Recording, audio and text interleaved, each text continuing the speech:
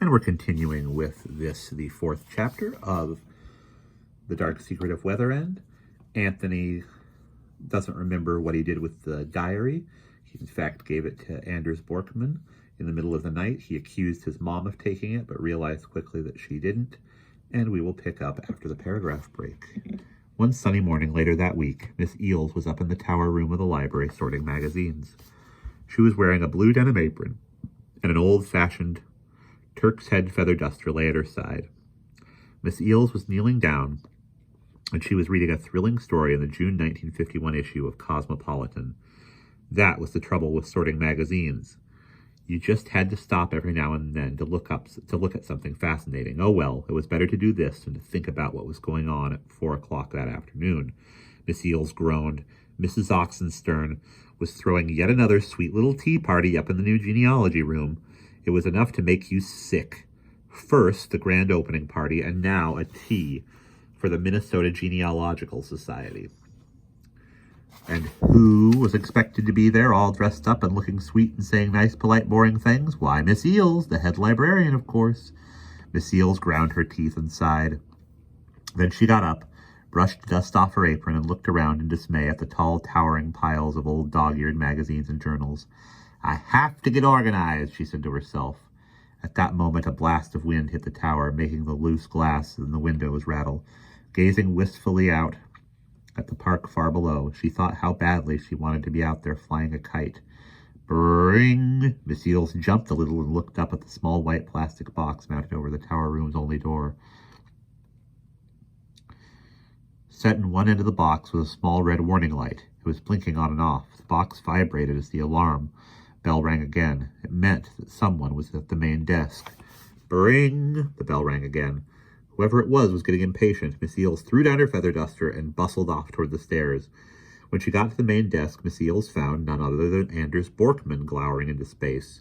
He was holding a briefcase in one hand, and with his other hand he was jabbing the alarm button. Good morning, Mr. Borkman, said Miss Eels, and she smiled politely as she seated herself. I'm sorry there was no one here when you came in. So am I, said Mr. Borkman snappishly. I'm rather busy at present. I have one book to return and another to renew, so I'd appreciate it if you'd hurry. And with that, Borkman raised the briefcase and deposited it on the desk. With a fussy flourish, he undid the clasp and took out 2 books. One was a large blue tome called Weather Patterns of the Upper Mississippi Valley. The other was a small, battered volume with a black oilskin cover. There was no title that Miss Eels could see, but a Dewey Decimal number had been printed on the spine in white ink. Borkman told Miss Eels that he wanted to renew the blue volume. The other was simply being returned. When the blue book had been stamped, Borkman took it and slid it into his briefcase. He nodded stiffly at Miss Eels and started to go. Nice day, isn't it? Said Miss Eels pleasantly as she pulled the black book toward her. Said Borkman, staring malevolently at her. Miss Eels met Borkman's gaze. For some reason, she wasn't afraid of him this time. I said it's a nice day, isn't it? Mr. Borkman sniffed contemptuously. It may be for some, but I prefer turbulent weather, storms and lashing rains and raging seas. I suppose my tastes are odd, but I feel that such weather rouses the spirit within one. It tests one's mettle.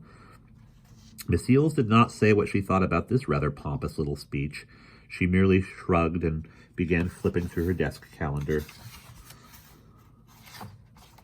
As Borkman went out, she glanced up at him quickly. Then she shook her head. She had been uncertain about him before, but now her mind was made up. Test one's mettle, your grandmother, she muttered under her breath. She hated phony, pretentious people. Miss Eels pulled the black book toward her and opened the front cover.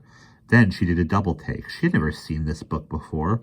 The front piece was a dark old woodcut that showed a bearded man seated around a large table. The type page was done in Old English type and said, The Book of the Dead, by Simon of Salisbury. Quid latet apparabit nil innultum remanabit. Venatius Fortunus, London, 1873. Well, said Miss Eels to herself, this is one on me. I thought I knew most of the old books in this library. She flipped through it quickly, and to her surprise, she found that it was all printed in Old English letters. and appeared to be written entirely in Latin. Miss Eels closed the book and frowned. What on earth was this book doing in the library anyway? Several years ago, she had gone through the place thoroughly, trying to weed out all the old unreadable books that had just been gathering dust for years. How had this one gotten past her? Miss Eels turned it over in her hands. She wanted to pitch it into the nearest wastebasket, but since it appeared to be a real library book with a card in the catalog, she figured she'd better put it back where it belonged. Later, she could figure out how to get rid of it officially. With the book in her hand, Miss Eels headed back into the stacks. As she went, she sidled past a teenager who was standing on a stool, straining to reach a volume on the top rack. She glanced quickly at the long row of green lobe classical library volumes. Again, she checked the book's decimal number. Aha! This was the right section. Miss Eels stopped. She saw a gap on one shelf and was about to stuff the black volume into it when something happened. There was a slight hissing sound, and a puff of bluish dust rose from the top of the book. Like pipe smoke, a little dust cloud came twisting and drifting through the air. A sweetish, perfumey smell tickled Miss Eels' nostrils. She felt dazed and a little faint, and suddenly, in her mind's eye, she saw the ring of standing stones again. 4 leaning, weathered boulders on a grassy hill, and in the background a dark, humpbacked mountain and a stormy sky.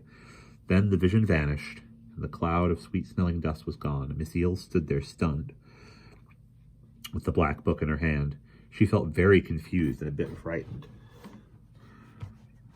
Had she been working too hard lately? Overworked and worn-out people sometimes had hallucinations. Maybe she ought to take a couple of aspirin and go lie down for a bit. She stuck the book into the gap on the shelf and hurried away. Miss Eels stayed in her office for the rest of the morning. Then she went out to lunch. When she got back, she felt lightheaded and feverish. Maybe she was coming down with a cold. Oh well, if she was, there wasn't much that could be done about it. The early afternoon passed in its usual way, and then at 3:45, Anthony showed up for work. That was late for him, but he had to stay after school for a play rehearsal. He found Miss Eels standing in front of the fireplace in the East reading room. She was staring at herself in the mirror that hung over the mantel, and she was fiddling with loose strands of gray hair that stuck out from her bun-shaped hairdo. "Oh, hi, Anthony," she said, turning. "I'm getting all gussied up for the shindig that's going on upstairs at 4. Don't I look devastating?" Anthony giggled. "Yeah, you look okay, I guess." Miss Eels made a face. "I honestly don't know," she sighed. "Sometimes I wonder if I was cut out to be a little old lady. I'm supposed to like tea parties, but personally I'd rather be on a slow boat to China. Also, I kind of feel out of sorts today. Oh well, I don't suppose I have to stay forever. See you later." And with that, Miss Eels turned and dragged herself toward the staircase. From the look on her face, you would have thought she was going to the dentist to have a wisdom tooth pulled. A few minutes later, Miss Eels stepped into the genealogy room. There were ladies galore, tall ones, short ones, fat ones, thin ones, in flower-print dresses with cameo brooches, lace at the throat, pearl necklaces and all. On a table near the door stood 2 silver-plated urns, one with hot water for tea and the other with coffee, and a huge glass punch bowl full of pinkish liquid. Nearby on another table were plates of little triangular sandwiches and bowls of peanuts.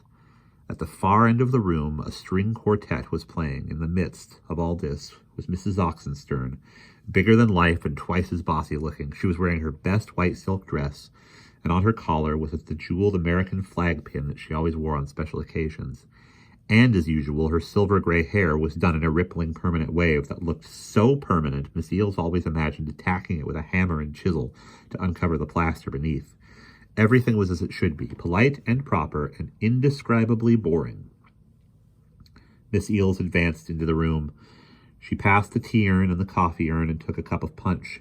She sipped and winced. It was so sweet it made her fillings ache. With the cup in her hand, she turned and looked this way and that. And at that moment, something very strange happened. It was as if Miss Eels had been suddenly seized by some force outside herself.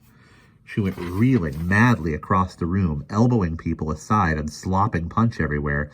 She stopped in front of Mrs. Oxenstern, and then, with a jerky motion of her hand, she threw punch all over the front of the fat woman's dress. All Mrs. Oxenstern could do was stare in stupefied horror. Miss Eels was shocked, too. She tried to speak, but only a strangled sound emerged from her throat. Then the force took hold of her again and flung her back across the room to a table where the coffee urn was. Picking up 2 cups of coffee, one in each hand, Miss Eels went charging off and raced full length down the room of bystanders, ducked and dodged as the room full of bystanders ducked and dodged to get out of her way. She raced the full length of the room as the bystanders ducked and dodged to get out of her way. She headed straight toward the large Chinese vase that stood on a pedestal near one of the tall windows, one of Mrs. Oxenstern's prized possessions. Mrs. Oxenstern had lent it to the library because she wanted the genealogy room to look spiffy. Everyone was too shocked to move. They all just stood watching in slack-jawed amazement as the head librarian of the Hoosac Public Library went cannoning into the pedestal. The vase rocked, fell, and smashed to smithereens. One cup went flying one way, the other flew another, and Miss Eels fell down on her back unconscious. The party was over. And that is the end of Chapter 4.